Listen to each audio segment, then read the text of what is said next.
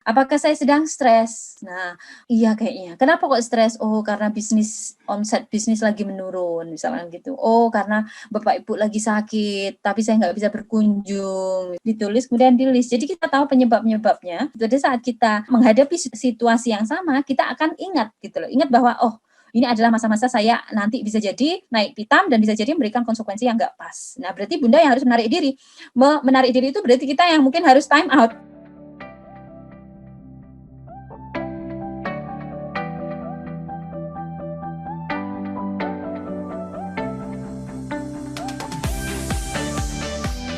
Nah, ini contoh kasus. Farhan berusia 4 tahun, dia bermain sama adiknya berusia 2 tahun, mereka bermainan, Bunda sedang di dapur, tiba-tiba terdengar suara adik menangis keras. Bagaimana cara meresponnya? Yang pertama, kita dekati mereka. Ibu calm down, Bunda calm down. Jangan ikutukan, apa ini? Kok nangis-nangis terus dari tadi? Nggak tahu kalau Bunda sibuk. Jangan, calm down. Ada apa nak? Kenapa kok ada yang nangis ini? Kemudian dengarkan. Kita tanya yang 4 tahun, Farhan kenapa? Kenapa adik menangis? Gitu ya. Ayo jelaskan sama mama, kenapa kok adik menangis? Tak lempar mainan, misalnya gitu. Oke, ini peringatan pertama ya, jangan sampai terulang lagi. Nggak boleh melempar mainan, itu menyakitkan, itu sakit buat adik. Oke? Oke, gitu caranya. Kalau kemudian dia tetap ada lagi suara nangis lagi, Farhan, ini peringatan yang kedua. Setelah ketiga, Farhan ke time out 4 menit.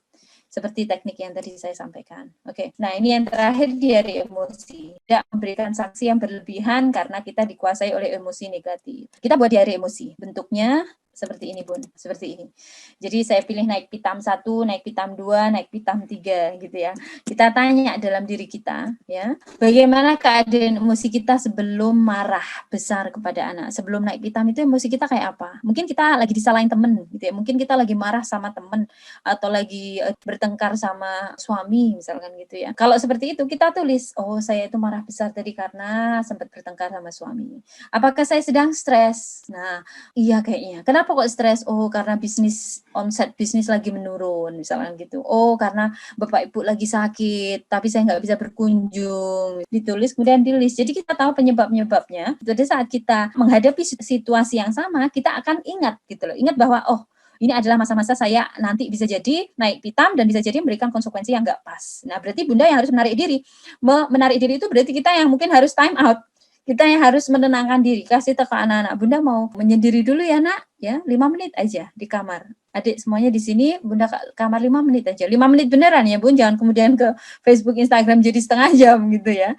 Boleh seperti itu. Karena kadang kalau kemudian kita emosi banget, kemudian kita menarik diri, menenangkan diri pada saat kita stres, insya Allah itu akan bisa membuat kita jadi rasional lagi. Apakah yang sudah dilakukan oleh si anak sampai kita marah besar? Kalau hanya misalkan menjatuhkan remote, menjatuhkan piring, menumpahkan susu nggak sengaja, itu yang membuat marah besar. Nah, kalau iya berarti ada yang salah. Tapi kalau misalkan dia teriak ya, karena tidak sengaja itu tidak in control. Si anak nggak punya kontrol ya, Bun. Kadang kita pun melakukan itu. Ya, kita misalkan nggak sengaja ngomong kasar gitu ya. Karena nggak sengaja ya harus dimaafkan. Allah aja Maha Pemaaf. Ya, nggak boleh kita menuntut anak itu sempurna tapi kita sendiri bisa berbuat kesalahan tapi anak nggak boleh. Ya, nggak adil kan? Kemudian dari skala 1 sampai 10 itu sebenarnya tingkah laku mereka itu seberapa buruk gitu loh. 1 itu mungkin nggak buruk, 10 itu paling buruk. Kalau kesalahannya itu levelnya 5, kemudian kita kasih hukuman 10, ya berarti kita yang nggak adil, kita yang dolim. Tapi kalau kemudian kesalahannya itu 10, kita kasih hukuman sifatnya hanya skala 2, ya berarti nanti anak akan nggak melihat keseriusan itu. Contoh ya, misalkan meneriaki orang tua, kasar, atau bahasa Jawa itu miso, bahasa Inggris itu swear, bahasa Indonesia itu apa sih? Mengumpat kepada orang tua. Itu kan satu, mengumpatnya haram, yang kedua orang tua yang diumpatin. Astagfirullah. Itu kan double dosa gitu loh. Nah, kalau seperti itu levelnya 10, kemudian kita kasih hukuman apa? Oh, nggak boleh nonton sehari, misalnya gitu. Ya nggak cocok. Dia harus mendapatkan hukuman yang lebih dari itu gitu. Misalkan apa? Dia nggak boleh nonton selama seminggu, atau kemudian dia harus membantu ibu selama seminggu misalkan gitu ya. Trik yang lain dari skala 1 sampai 10 itu seberapa besar kemarahan saya terhadap perilaku mereka. Kalau dia menjatuhkan piring ya tidak sengaja, kemudian kita marah sekali ya, itu berarti kita yang harus kesalahan ada pada kita, ya. Kita berarti yang harus bisa mengontrol emosi. Kalau kemudian dia meneriaki, mengumpat, kemudian kita diam aja, "Halah, ya anak muda," gitu. Ya berarti kitanya ya kurang kurang ini ya, sensitif gitu. Ya harus dicocokkan. Kemudian sanksi apa yang sudah saya berikan saat anak marah? Ini memang retrospektif dalam arti kita akan jadi sudah terjadi gitu loh. Oh, kemarin itu saya mukul anak saya pakai tangan gitu misalkan ya. Apa kesalahan dia? Oh, dia jatuhin piring kesukaan saya, piring misalkan warisan dari mbah, kemudian dia jatuhkan. Jatuh tak sengaja kemudian jatuh. Saya marah, saya pukulin itu anak. Sanksinya apa? Ya sudah dipukul, kemudian dimarah-marahin, diteriakin. Nah, itu bisa kita merenungkan. Berarti itu cocok nggak sih? Bener nggak sih yang saya lakukan? Oh, nggak bener. Nah, kalau dari itu apa yang bikin saya itu seperti itu kemarin ya?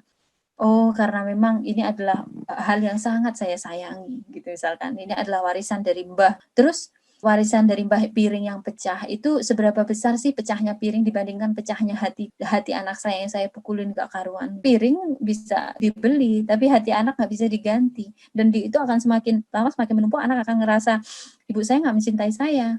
Dia lebih mencintai piring dia. Subhanallah, sayang sekali kalau kemudian anak sampai merasa seperti itu. Kemudian apakah saya beri hukuman fisik? Sebisa mungkin enggak ya Bun ya? Jangan, enggak perlu gitu loh. Kalau kemudian semua time out, semua tadi yang saya sampaikan itu diterapkan, insya Allah ya enggak akan ada hukuman fisik yang Bunda lakukan. Kalau sudah merasa ingin melakukan hukuman fisik, kita sendiri yang bikin time out ya. Kita menarik diri, kita tenangkan diri kita. Menenangkan itu bisa dengan tarik nafas, ya, kemudian mengunci diri di kamar 5 menit, mengunci diri di kamar mandi 5 menit, misalkan gitu ya, sampai kemudian tenang, baru kemudian kita sampaikan itu dengan mudah.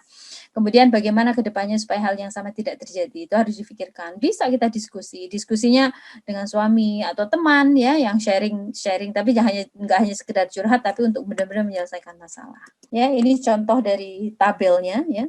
Jadi 1, 2, 3 tadi itu pertanyaan, seberapa besar kesalahan, kayak gitu ya.